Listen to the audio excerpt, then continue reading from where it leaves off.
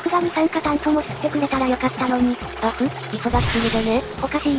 まったり進行したいのに、これで小麦農場の整備がようやく前進するわ。まだまだギチギチなのは確かだけど、数本のパイプを伸ばす余地はあるからな。ゆげさばチャンネルへようこそいらしてくださいました視聴者様。今回はボークシェルの厩舎の3度実験からスタートです。基本はこんな感じにしようかと。スペース次第ではありますが、卵は即除去して別の空間、この場合、上の部屋へ。他にも拾うものは全て自動で上の部屋に送ります。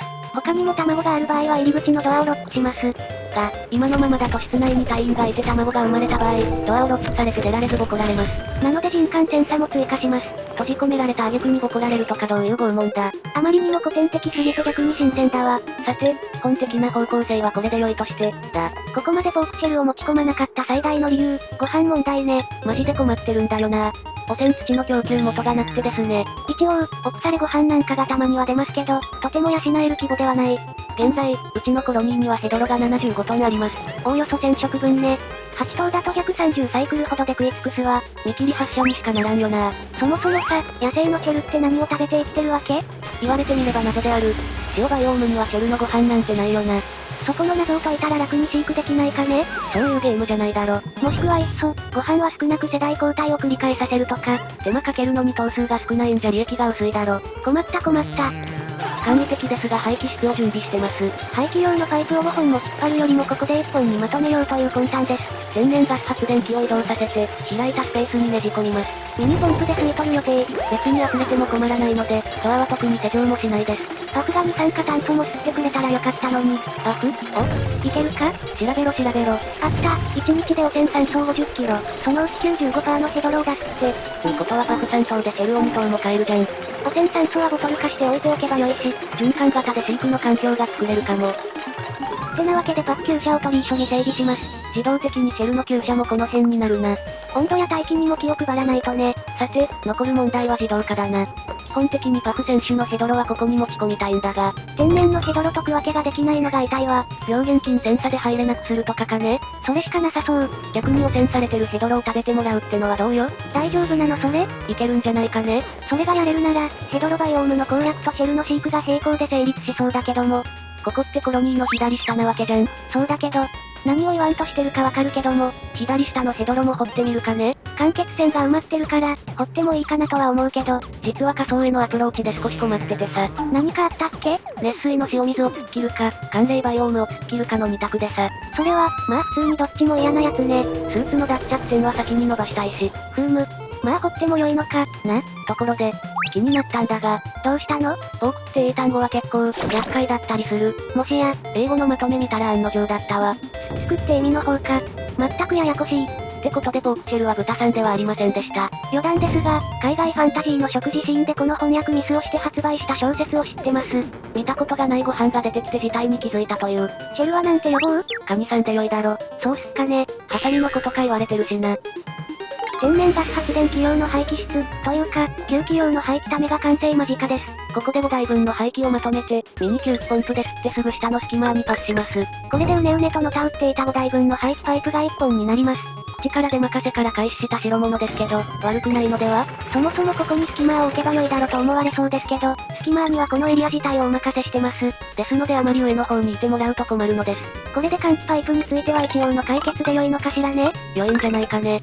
さすがに疲れたぞ。天然ガス問題が終わればお次は液体クーラーの改良と緊急冷却システムか。忙しすぎでね。おかしい。まったり進行したいのに。居住区の下層にも隙間を設置したぞ。かなりよどんだ危ない色になってたからね。スリップスターが来ればお任せできるけど、それまでのつなぎかね。作業が滞ってるからね。効率を考えると設置しておかんと。あとは汚染水の供給元ってな意味合いもあったりする。枯渇してからじゃ遅いからね。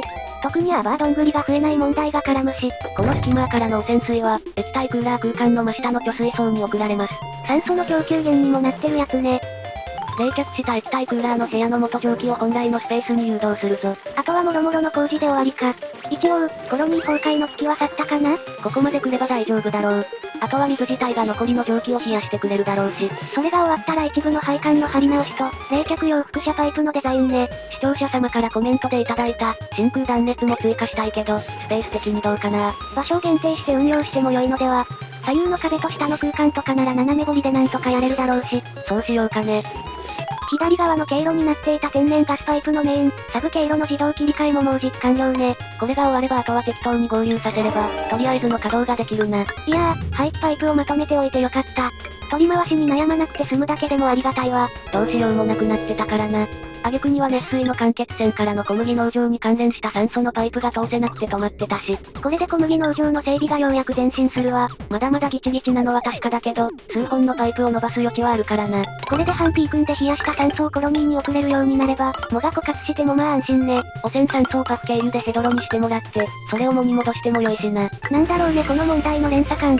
裏で談合でもしてんのかしら。あり得る。はい、液体クーラー周辺の大工事です。現在の作業としましてはこんなところ。多すぎる。大丈夫かな？他の作業が停滞しない？様子を見ながら進めよう。優先度はどうしても触るし。真空断熱をするためには他の項目をある程度、終わらせないとね。そうだな、特に1、3個あたりは邪魔になるから終わらせないと。こんだけやっても緊急停止をしなくて済むなら良いんだけどね。現実と同じだな、この辺は。